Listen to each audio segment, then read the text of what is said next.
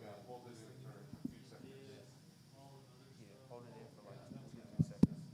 You'll see the yellow light on the top and then go off.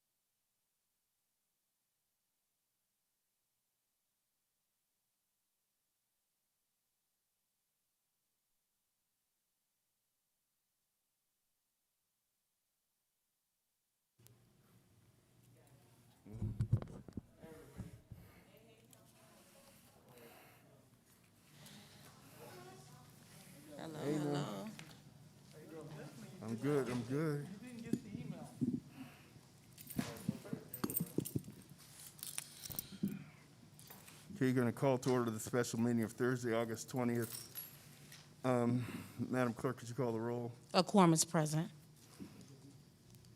Do we do that special meeting? Stand for the Pledge of Allegiance. Would you run over your hearts? I pledge allegiance To the flag of the United States of America and to the republic for which it stands, one nation, under God, indivisible, with liberty and justice for all.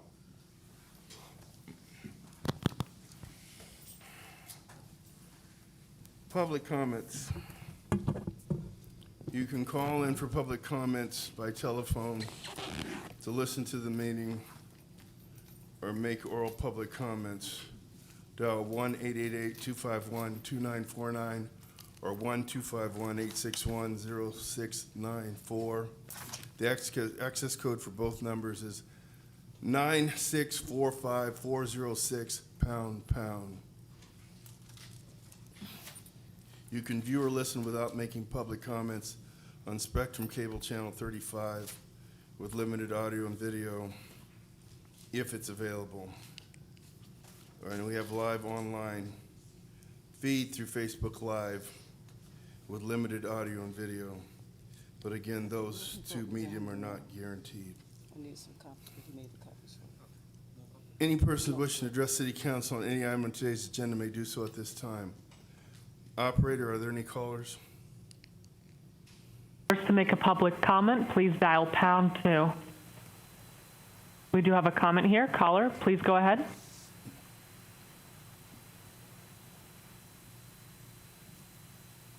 Caller, please go ahead. Your line is unmuted.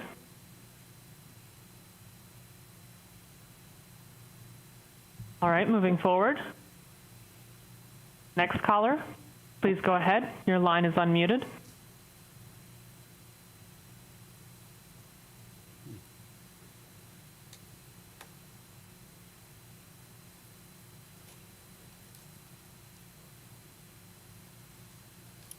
Is there another caller? There is. We'll move forward.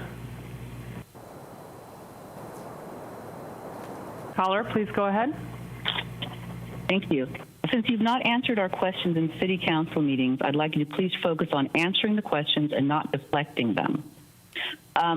In the past, you guys have poorly publicized any kind of aid or assistance or programs, and I'm concerned that after you did the $4.5 million to 10 people saying that it was to help solve homelessness, and this is not a lot of money here, and you're saying that if more is going to be released later, the funds will be going to renters and not to any homeowners.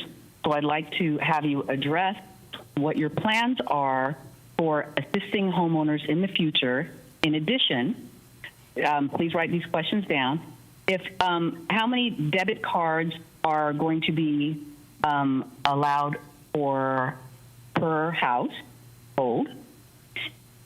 Another question is this a lottery package? Because before you were saying something about people getting paid twice and having a problem with that. So I don't understand that comment, but can someone receive both a card and rental assistance?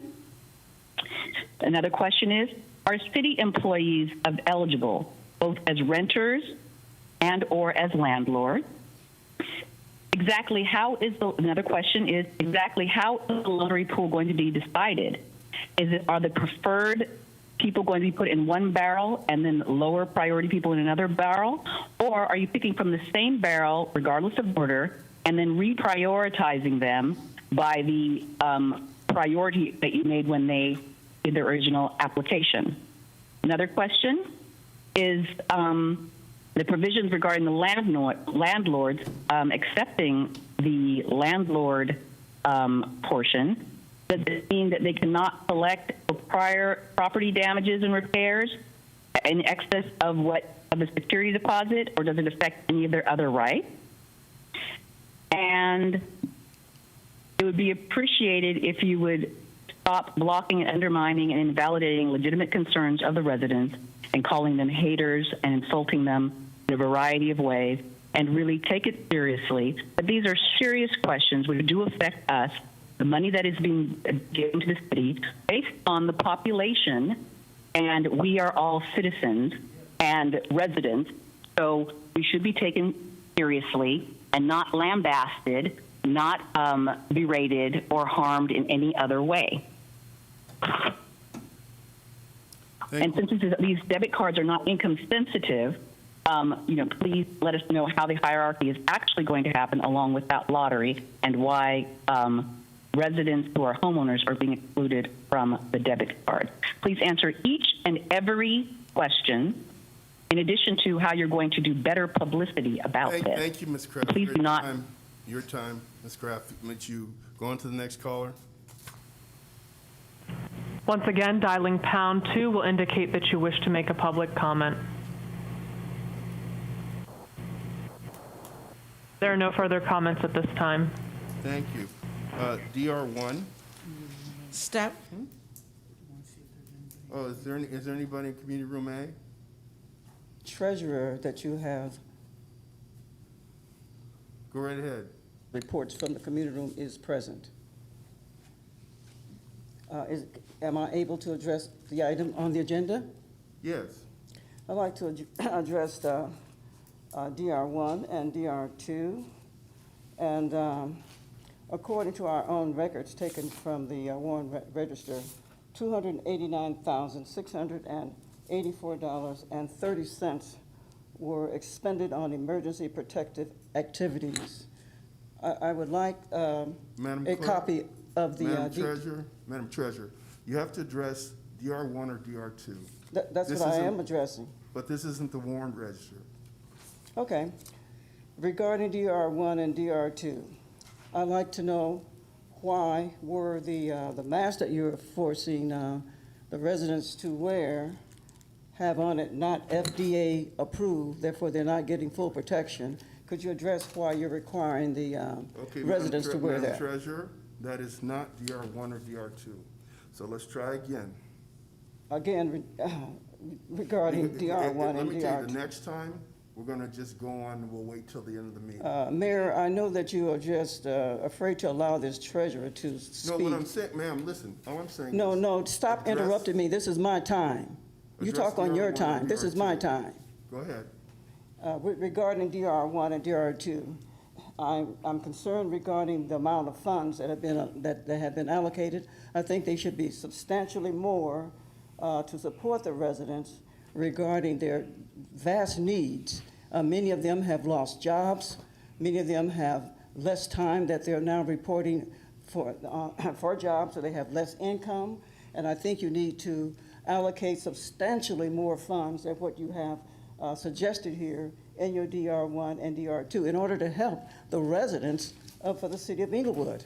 I have received a number of calls from them that's complaining that many of them are about to be generally evicted from their properties because they're not able to afford the rent anymore, and they've gotten almost no support with regards to the COVID-19. And a number of their relatives and have been afflicted by this element, and they're getting no help. So my question is, why not allocate more funds to help these residents? We had a number of them that was here last week, and they were just all, hurting and needing help. So that's what I'm asking. Why not do that instead of giving out this $263,000 out to executives for bonuses? Give that to the residents.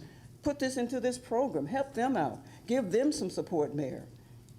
That's why I'm here, to support these residents who is in dire need of support from this council. Thank you. Help them out. Your time. Thank you. Are there any other public comments? All right, with that, we'll close public comment. And before we go on to DR1, the reality is there are no executive bonus that were given this past fiscal year. We won't be giving executive bonuses this year. We can't afford it.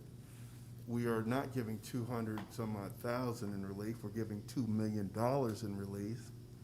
And so once again, the treasurer doesn't have her facts right. So could we read DR1 now? Staff report recommending adoption of a resolution to amend the fiscal year 2019-2020 budget for the implementation of the Inglewood COVID-19 debit card program for Inglewood residents. Move item 1A, B, C, D. Second. Second. Madam Clerk? Council members Dodson, Aye. Padilla, Aye. Morales, Aye. Franklin, Aye. Mayor Buds. Aye. DR2? Staff report recommending adoption of a resolution to amend the fiscal year 2019-2020 budget for the implementation of the COVID-19 Inglewood Rent Relief Program for Inglewood residents. Move items 1A, B, and C. Second.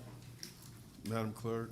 Council members Dodson, Aye. Padilla, Aye. Morales, Aye. Franklin, Aye. Mayor Buds. Aye. And so, just briefly, we intend to provide $500 debit cards to City of Inglewood residents that are renters that have lost their jobs or have had to take jobs that pay less money due to the COVID pandemic. We also intend to spend another $1 million for low-income or very low-income families that are renters in the City of Inglewood and that are receiving federal assistance through Section 8. But in that case, the subsidy of $500 will be paid directly to the landlord. Every tenant in Inglewood is covered by an emergency ordinance that prohibits eviction during the COVID crisis, to answer Ms. Kraft's question about that. And the reality is that mortgage holders have been allowed to reorganize their loans by federal mandate so that they will not have to pay catch-up payments on their mortgage payments. It'll be added to the end of their loan. And what was the term for that, Artie? It would, The term for reorganizing their mortgage, there was a specific term. It was forbearance. The term was forbearance. So there's a forbearance which allows them to tack missed payments onto the end of their loan without penalty.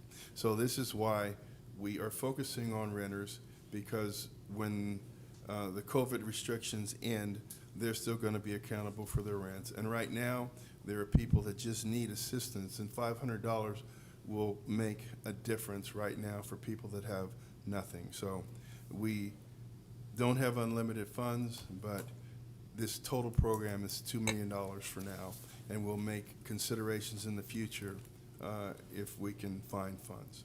All right? Mayor and council remarks. Are there any members of the council that have any remarks? I have none. None here, Mayor. We spoke about this program the last time, so I'm fine. Thank you. All right. Same here. All right. With that, we're adjourned. Thank you very much. Thank you.